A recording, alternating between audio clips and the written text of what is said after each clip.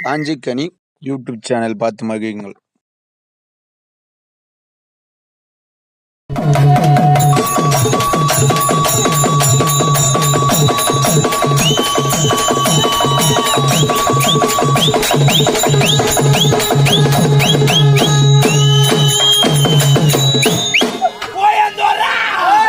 மாலை உத்திர மேல இருந்து வாங்கினதுல எப்பா